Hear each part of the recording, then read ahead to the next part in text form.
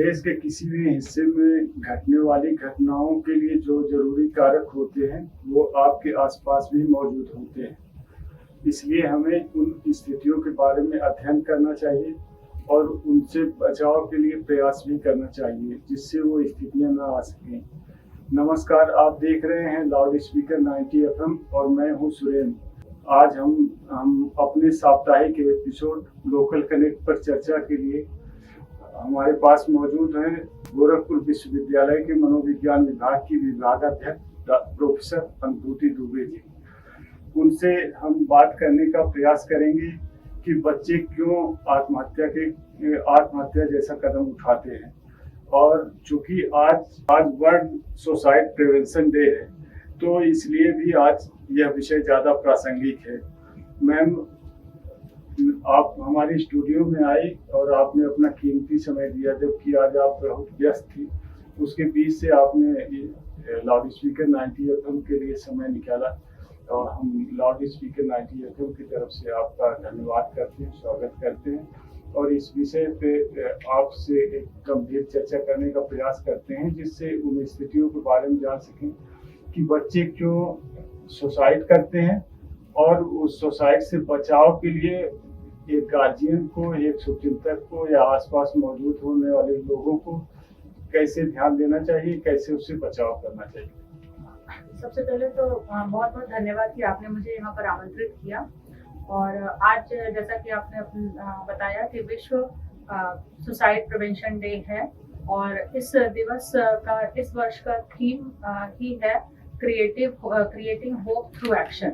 Creating hope through action का मतलब ही यही है कि हम जो लोग किसी निराशावादी स्थिति में पहुंच गए हैं उनके लिए आशा की किरण कहाँ से हो सकती है और हम कौन कौन से ऐसे एक्शंस कर सकते हैं, क्या चीजें की जानी चाहिए समाज के स्तर पर, व्यक्तिगत स्तर पर, संस्थाओं के स्तर पर, समुदायों के स्तर पर, जिससे कि कोई व्यक्ति अपने जीवन लीला को समाप्त करने के जैसे विचार उसके मन में ना आवे। इस संदर्भ में जैसे आपने कहा कि बच्चे ऐसा क्यों करते हैं, ठीक है, अभी हमारे देश में कुछ बहुत घटनाएं घटी और कोटा में कुछ बच्चों ने सुसाइड कर लिया और ये बहुत बड़ी तादाद है और दुखद पहलू इसका ये है कि ये वो बच्चे हैं जिसको हम कहते हैं किसी भी देश का प्रोडक्टिव यूथ है। और अगर प्रोडक्टिव यूथ इस तरीके की नकारात्मक स्थितियों में जा रहा है तो ये निश्चित रूप से किसी भी देश के लिए, संस्था के लिए, समुदायों के लिए ये बहुत विषम स्थिति है। तो उसके बारे में निश्चित रूप से चर्चा होनी चाहिए। मैम, आपने कहा कि क्रिएट होप की बात आपने कही। होप क्रिएट करने के लिए वो क्या क्या एक्टिविटी है जो हमें परफॉर्म करनी चाहिए जिससे बच्चे में पॉजिटिविटी आए, वो उस निगेटिविटी के एटमॉस्फेयर से निकल सके। देखिए, सबसे पहले तो जहाँ तक सुसाइड के आइडिएशंस, आत्महत्या करने के विचारों का प्रश्न है, तो ये केवल चूंकि अभी कोटा में ये सब घटनाएं घटित हुई तो हमको ये लगता है कि केवल यूथ के संदर्भ में, यूथ के मन में इस तरीके के विचार आ रहे हैं। मैं आपसे थोड़ा सा अगर डेटा के पक्ष में बात करूं तो पूरे विश्व में एक बड़ी तादाद में आत्महत्याएं घटित होती हैं जिनमें से हर उम्र के लोगों द्वारा आत्महत्या की जा रही है। एक नया अभी जो चीजें दिखाई दे रही हैं, चूंकि लॉन्जेविटी बढ़ी है तो बुजुर्गों की संख्या भी बहुत बढ़ी है और बुजुर्गों द्वारा भी ये अटेम्प्ट किए जा रहे हैं।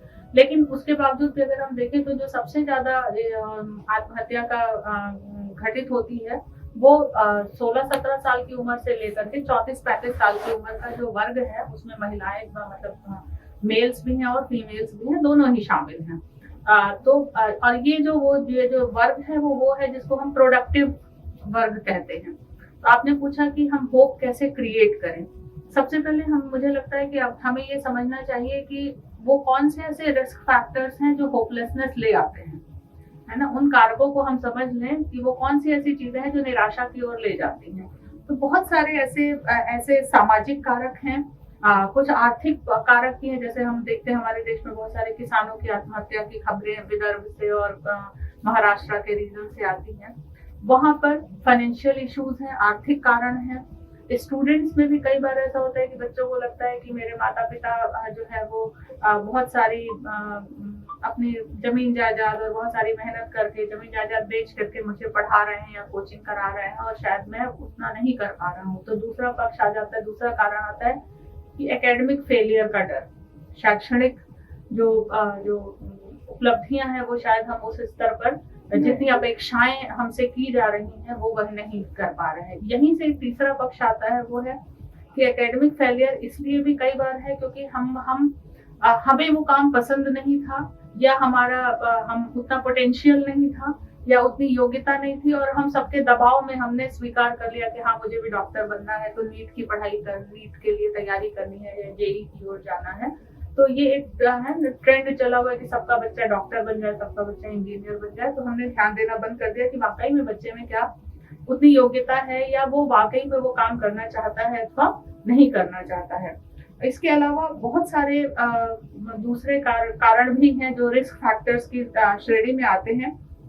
कई बार ये भी देखा जाता है कि अगर परिवार में या आसपास में मोहल्ले में किसी ने सुसाइड कमिट किया, जैसे आप कोटा की बात कर रहे थे कि एक ही दिन में 2 बच्चों ने सुसाइड कमिट कर दिया, तो अगर आसपास में हम ये चीजें सुनते हैं और अगर हमारे दिमाग में ये होपलेसनेस वाली बात कहीं घर कर रही है, तो तब भी सुसाइड अटेम्प्ट हो जाता है कि उसने ऐसा किया और यही एक रास्ता है, यही एक मार्ग है। तो अगर आसपास में या फैमिली हिस्ट्री है सुसाइड की, तो वहां पर भी थोड़ा सा रिस्क ज्यादा बढ़ जाता है। इसके अलावा सोशल आइसोलेशन, अगर व्यक्ति एकदम अकेला पड़ जा रहा है। सब्सटेंस यूज भी कई बार एक कारण बनता है कि जो लोग ड्रग्स का इस्तेमाल करने लगते हैं, तो ड्रग्स का इस्तेमाल ही इसीलिए बहुत बार शुरू होता है कि वो किसी निराशाजनक स्थिति से निकलने के लिए एक रास्ता लगता है कि हम कुछ अल्कोहल या ड्रग्स का इस्तेमाल करने लगे, और फिर वो जो है वो दिमाग की जो आपकी सोचने समझने की शक्ति है उसको थोड़ा कम करती चली जाती है। तो सुसाइड एक आसान सा तरीका दिखता है। अभी एक जो बहुत बड़ा दूसरा कारण दिख रहा है, एक और नया फैक्टर जिसको हम कह सकते हैं, वो है साइबर बुलिंग। बहुत सारे बच्चे आप देखते हैं सोशल मीडिया पर हैं, बच्चे बड़े महिलाएं सभी सोशल मीडिया पर हैं, और सोशल मीडिया पर बहुत तरह के लोग हैं। तो साइबर बुलिंग मतलब साइबर आप देखते हैं कि अक्सर हम लोग अखबारों में पढ़ते रहते हैं कि वीडियो बना लिया और उसको सोशल मीडिया पे वायरल कर दिया, या सोशल मीडिया पे कुछ आपका डेटा को फैब्रिकेट कर दिया, उसको अलग तरीके से प्रस्तुत कर दिया और उसको डाला और फिर आपसे पैसे उगा रहे हैं, या आपकी एक जो सामाजिक प्रतिष्ठा है उसको धूमिल करने की धमकी दे रहे हैं। तो सोशल बुलिंग भी बहुत बार होता है। या सोशल बुलिंग केवल एक और भी चीज आ गई है, वो है बॉडी शेमिंग, कि तुम व्यक्ति को, या लड़कियों में स्पेशली ये आ गया है कि मैं उतनी सुंदर नहीं हूँ, और लोग भी दिखा रहे होते हैं कि तुम मोटी हो, तुम गोरी नहीं हो। तो ये भी बॉडी शेमिंग भी बहुत बार जो है वो बुलिंग का एक हिस्सा है, जो कि आत्महत्या के विचारों की ओर लाता है कि मैं तो किसी लायक हूँ ही नहीं। तो अगर किसी भी तरीके से व्यक्ति को, और मानसिक स्थितियों में देखें तो अगर डिप्रेशन हो रहा है, एंजाइटी है, स्ट्रेस है, और वो बहुत लंबे समय से है, तो वो सुसाइडल रिस्क की ओर लेकर के जाता है। इसको अगर बहुत सार संक्षेप में कहें तो अगर व्यक्ति के अंदर 3 भावनाएं घर करने लगे, एक फीलिंग ऑफ होपलेसनेस कि अब कुछ रास्ता नहीं दिखाई दे रहा है, अब कोई आशा की किरण कहीं से नहीं दिख रही है, तो ये भाव जब व्यक्ति के मन में ये विचार घर करने लगता है, ये फीलिंग आने लगती है, तो वो इस तरीके के आत्मघाती कदमों की ओर के बारे में सोचना शुरू कर देता है। दूसरा तो पहला हो गया फीलिंग ऑफ होपलेसनेस, दूसरा हो गया फीलिंग ऑफ हेल्पलेसनेस, कि मतलब मेरी कोई मदद करने वाला नहीं है। तो ये मतलब एक असहायता का बोध, निस्सहाय होने का जो बोध है, वो भले ही आपको दूर से लोगों को लगे कि अरे उनके घर में तो ये था, ये तो उनके तो फला ऐसे थे, लेकिन हमें वो बोध हो रहा है। आसपास में मटेरियलिस्टिक चीजें चाहे हो या ना हो, लेकिन वो बोध अगर घर कर गया तो वो है गया दूसरा फीलिंग ऑफ हेल्पलेसनेस। और तीसरा है फीलिंग ऑफ वर्थलेसनेस, कि मैं तो किसी लायक ही नहीं हूँ, मेरे माता पिता ने मुझसे ये अपेक्षा की थी और मैं उनकी उस अपेक्षा के हिसाब से नहीं खरा उतर पा रहा हूँ या रही हूँ, तो मैं किसी लायक नहीं हूँ। चाहे वो अब ये चाहे बच्चों के बीच का बच्चे और माता पिता के संदर्भ में हो, या पति पत्नी के संदर्भ में हो, या किसी भी संदर्भ में हो सकता है। ये बॉस और एम्प्लॉय के, मान लीजिए कि किसी एम्प्लॉय ने, बॉस ने कहा कि तुम तो किसी लायक ही नहीं, तुमको तो हम अपने वहाँ हायर करके और पछता रहे हैं, और बार बार यही अब्यूज किया जा रहा है, तो वो भी, तो ये 3 तरीके के भाव जब अगर व्यक्ति के मन में आने लगते हैं और वो लगातार घर करते चले जाते हैं, तो ये जो है वो आत्मघाती कदमों के बारे में व्यक्ति सुसाइडल आइडिएशंस की तरफ जाने लगता है। अच्छा मैम, जैसे आपने बताया कि इन स्थितियों में आदमी कोई भी इंसान, चाहे वो स्टूडेंट हो, चाहे कम उम्र का, ज़्यादा उम्र का हो, मेल फीमेल, फार्मर हो या कुछ भी हो, वो ऐसा कदम उठाता है। क्या जब वो उसके मन, सपोज किसी व्यक्ति के मन में अगर ऐसा चल रहा है कि वो आत्महत्या के लिए कदम उठाएगा, तो उसकी एक्टिविटी में क्या वो कुछ ऐसा दिखाई देने लगता है जिससे आम आदमी, गार्जियन उसका वेल विशर ये महसूस कर सके कि अब आगे चल के ये आत्महत्या जैसे कदम उठा सकता है, तो उसे ऐसी स्थिति में क्या करना चाहिए? देखिए, बहुत बार लोगों को ये लगता है लक्षण समझिए। हाँ, बिल्कुल, मैं लक्षणों के बारे में, साइंस और सिम्टम्स के बारे में ही बात करूंगी। और जो हमारे मनोविज्ञान के क्षेत्र में जो भी इस संदर्भ में शोध कार्य हुए, तो ऐसे बहुत सारे लोगों से जिनके परिवार में किसी ने इस तरीके का आत्मघाती कदम उठा लिया था, उनके परिवार से जो बिरीव्ड फैमिलीज थी, उनसे बातचीत की गई, बहुत सारी ऐसी रिसर्चेस की गई और उनमें कुछ चीजें कॉमन दिखाई पड़ी जिनके बारे में हम अभी आपसे बातचीत करेंगे। आमतौर पे बहुत सारे बार लोगों को लगता है कि किसी आवेग में आकर के किसी ने कोई आत्मघाती कदम उठा लिया, लेकिन वो आवेग एक किसी घटना का ट्रिगर हो सकता है, लेकिन वो व्यक्ति बहुत समय से अपने लिए एक वो संदेश अपने आसपास के लोगों को दे रहा होता है कि मैं तकलीफ में हूँ, मेरी मदद करो। अब हम वो तकलीफ सुन नहीं पा रहे होते हैं, हम देख नहीं पा रहे हैं। तो अगर आपके आसपास में कोई व्यक्ति है जिसमें अचानक आपको बहुत ज्यादा पिछले कुछ समय में मेजर बिहेवियरल चेंजेस दिख रहे हैं, जैसे मेजर बिहेवियरल चेंजेस का मतलब हो गया कि वो उसका रूटीन एकदम गड़बड़ हो चुका है, उसके सोने जागने का कोई पैटर्न नहीं है, अकेला रहना पसंद कर रहा है, या अचानक से एक दिन आता है और कहता है कि अपनी कोई बहुत जिसको कहा जाता है जो उसकी बहुत पसंद की चीज थी, वो कहता है अब ये रख लो, पता नहीं हम अगली बार तुमसे मिले ना मिले। तो वो एक तरीके का आपको संदेश दे रहा है कि अपनी कोई पसंद की चीज, अपने जो पजेशंस होते हैं ना, कि अपनी कोई पसंद की किताब या अपना कोई जैकेट या अपनी कोई साड़ी या अपना कोई भी सामान जो उसके लिए शायद पहले कभी लड़ा होगा कि मेरे पास ये होना चाहिए, और वो अचानक से उसको दूसरों को देने लगे, इस तरीके के वाक्यों का प्रयोग करने लगे जिसमें कि पता नहीं आगे क्या होगा, हम लोग कभी मिल भी पाएंगे या नहीं मिल पाएंगे, या हमारी तुम्हारी शायद ये आखिरी मुलाकात है। तो आप इसको ये साइंस है कि वो व्यक्ति कह रहा है कि उसके दिमाग में कुछ चल रहा है, और वो बेसिकली वो ये जो 3 बोध जिसकी चर्चा अभी मैंने की, यही 3 बोध जो है वो बोध उसको उस तरीके के बातें कहने के लिए कह रहे हैं। तो 2 चीजें, एक तो चीज ये हो गई कि वो अचानक से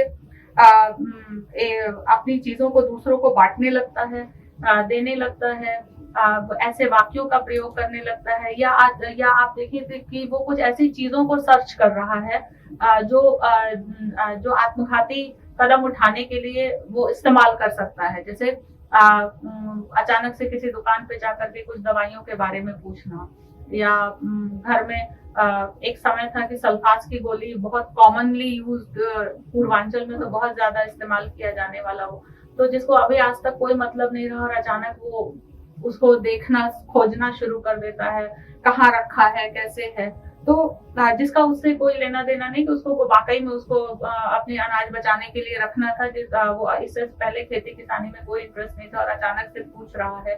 तो अगर ये सब चीजें घटित हो रही हैं, बहुत ज्यादा मूड स्विंग्स हो रहे हैं, मूड में एकदम चेंज है कि वो अचानक से बहुत खुश हो जा रहा है और फिर अचानक से एकदम सबसे अलग हो जा रहा है, जिसको हम कहते हैं अब्रप्ट बिहेवियर करने लगना, तो वो अगर इस तरीके की चीजें दिखाई दे रही हैं, या अपने परिवार से, दोस्त मित्रों से, या अपने सामुदायिक जो भी गतिविधियां होती हैं उनसे अपने आप को एकदम काट ले रहा है।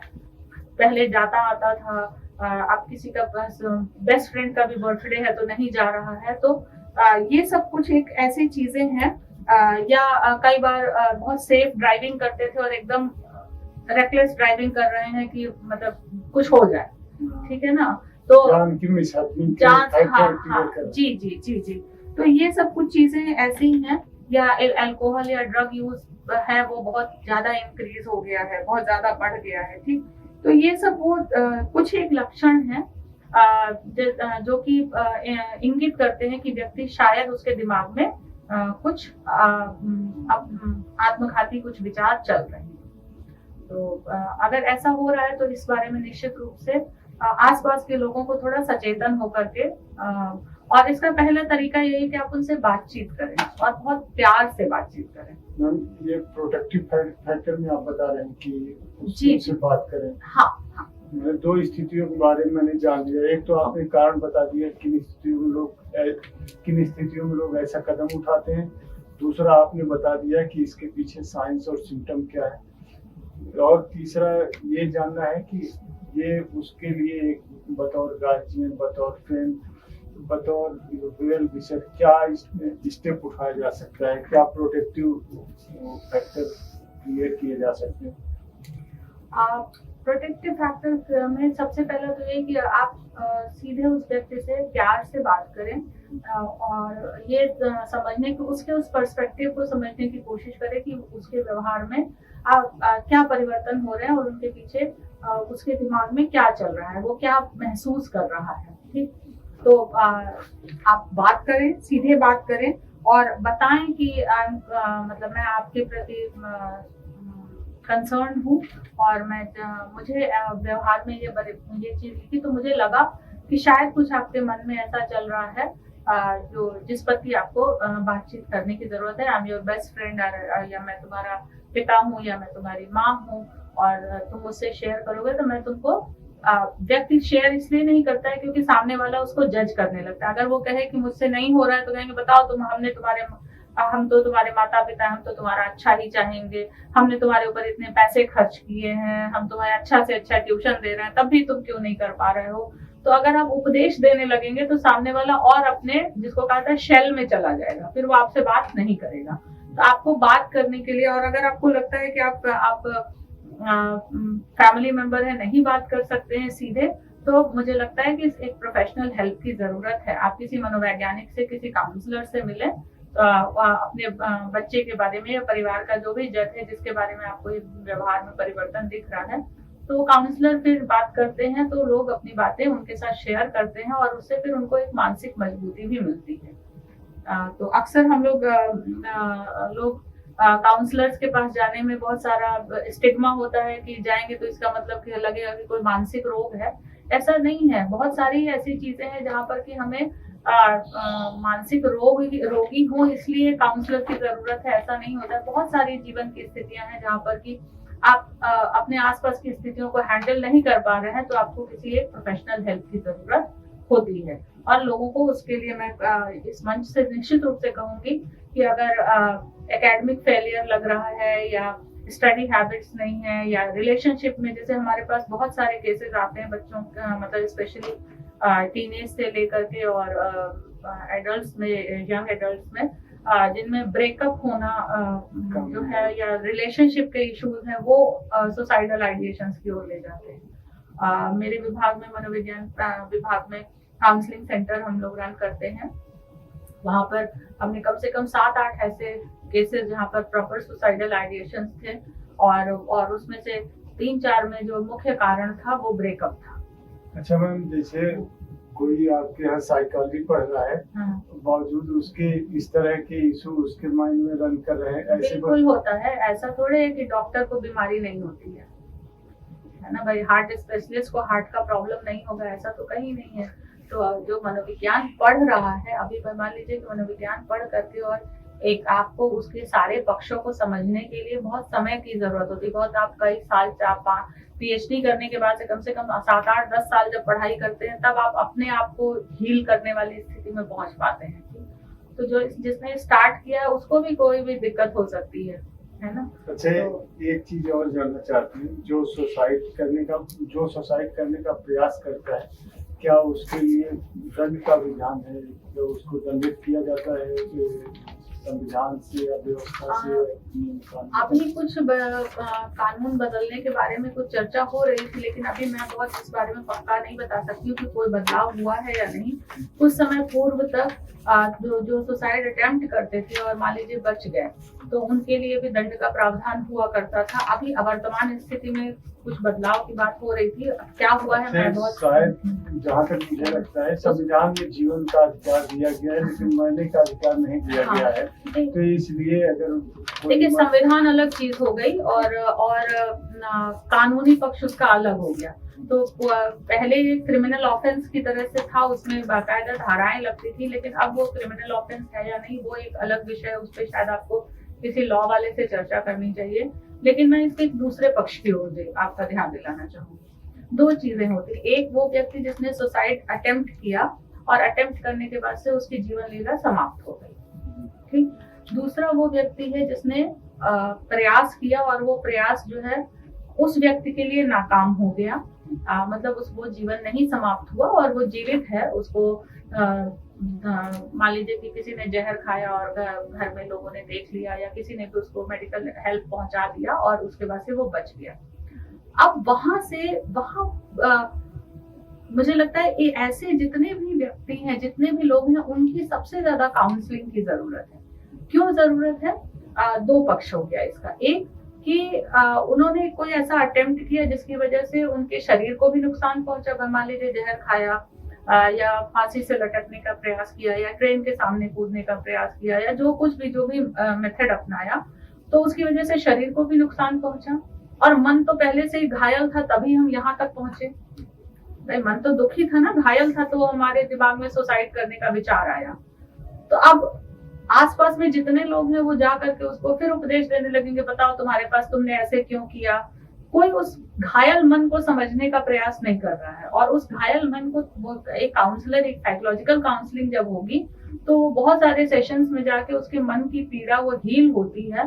थेरेपीज होती है, जिसको हम साइकोलॉजिकल थेरेपीज कहते हैं, मनोवैज्ञानिक मनोचिकित्सा जिसको कहते हैं। तो इसमें मनोचिकित्सा जब हम कहते हैं तो साइकेट्रिस्ट की बात नहीं कर रहे हैं जो दवाइयां देगा, हम साइकोलॉजिकल थेरेपीज की बात कर रहे हैं। वो साइकोलॉजिकल थेरेपीज साइकोलॉजिकल काउंसलर के द्वारा जब दी जाती हैं, उनके साथ वो टॉकिंग थेरेपीज और बहुत तरीके की थेरेपीज होती हैं, तो उस घायल मन को संवेदना मिलेगी और वो मजबूत होगा। मैम यहाँ पे 1 मिनट रोकना चाहेंगे। मेरी निगाह में कुछ ऐसे लोग, ऐसे चेहरे हैं जिन्हें मैं जानता हूँ कि उन्होंने अपने को बहुत आत्म केंद्रित कर लिया है, किसी से मिलना जुलना नहीं पसंद करते हैं, एकदम समाज से कटे रहते हैं। ऐसा लगता है कि कुछ उनके मन में नकारात्मक विचार चल रहे हैं।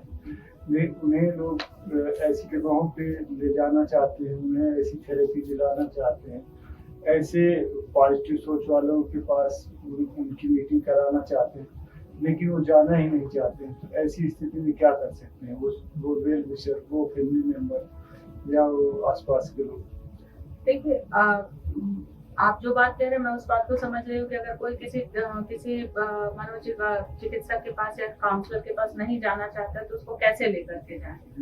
तो आप उसके लिए जो वेलविशर्स हैं, जो भी आसपास के लोग हैं, वो उस मनोचिकित्सक से या उस साइकोलॉजिकल काउंसलर से बात करें और वो सीखें उन मेथड्स को कि जिनके थ्रू हम इस व्यक्ति के साथ कैसे अंतःक्रिया करें, कैसे रिलेशनशिप रखें, क्या बातचीत करें, और फिर उसके बाद से धीरे धीरे उनको उसमें से निकाल करके ला पाएंगे।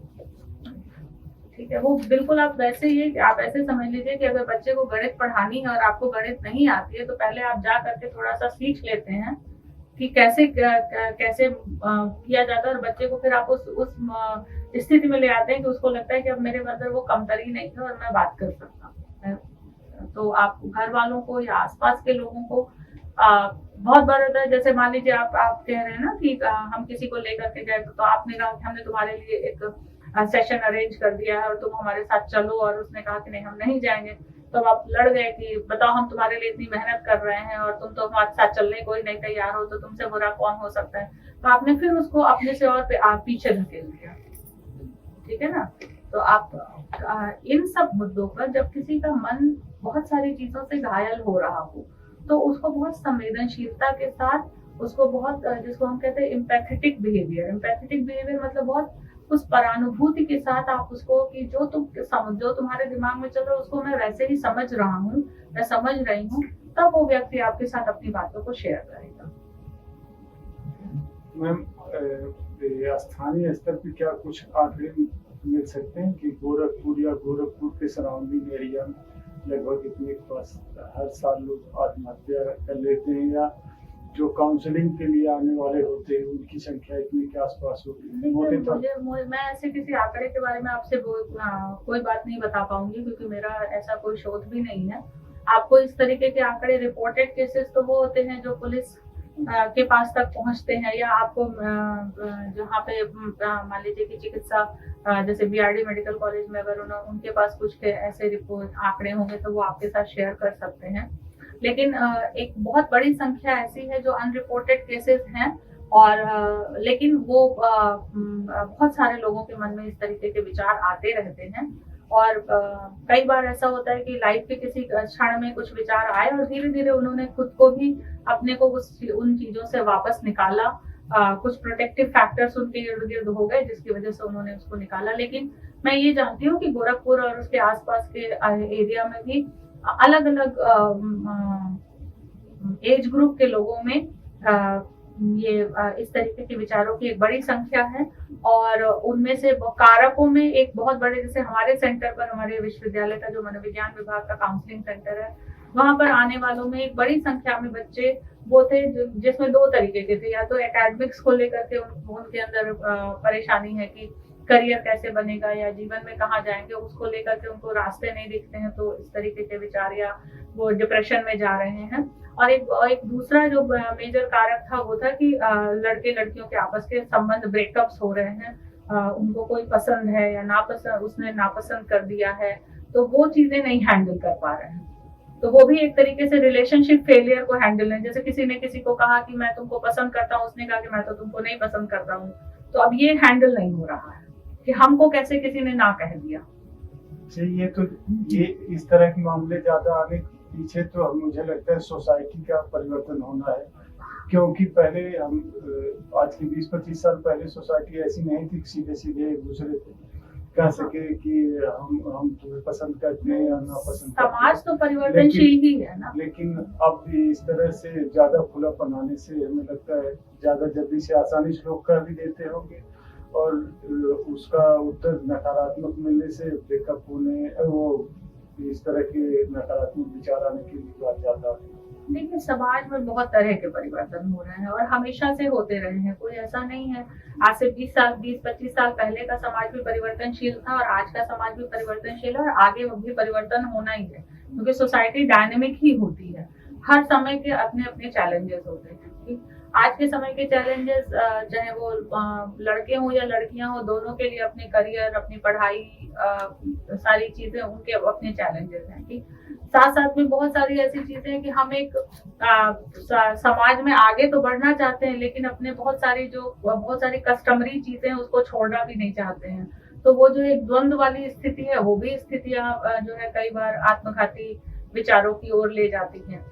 तो तरह तरह की चीजें हैं, किसी एक मुद्दे पे नहीं बात कर सकते हैं। हाँ, ये है कि हमारे जो सोशियो कल्चरल कॉन्टेक्स्ट है, जिस समाज में हम यहाँ पर रह रहे हैं, वहां पर कुछ मुद्दे समाज की रीति रिवाजों से उभरने वाले भी मुद्दे हैं, वो भी हैं।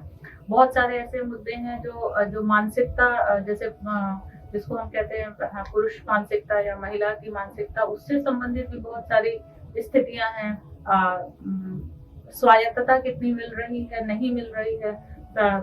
हम एक तरफ तो चाहते हैं कि हमारे लड़के लड़कियां आगे बढ़े और दुनिया भर के काम करें, दूसरी तरफ हम उनको बहुत सारी चीजों पर रोक टोक भी लगा रहे हैं, रिस्ट्रिक्शंस अब बहुत सारे लगा रहे हैं।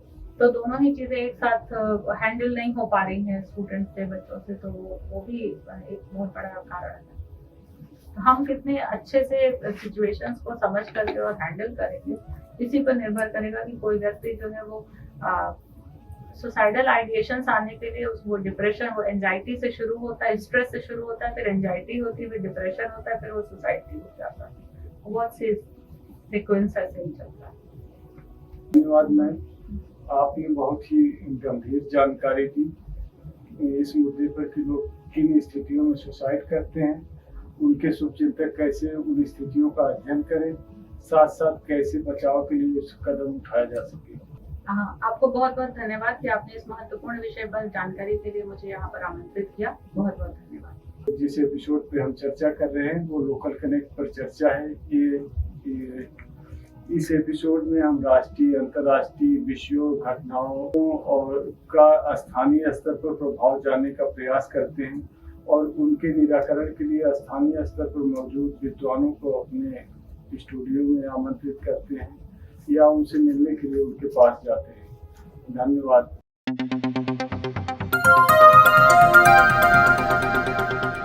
बजाओ जरा झूम के बजाओ, बजाओ बजाओ जरा झूम के बजाओ।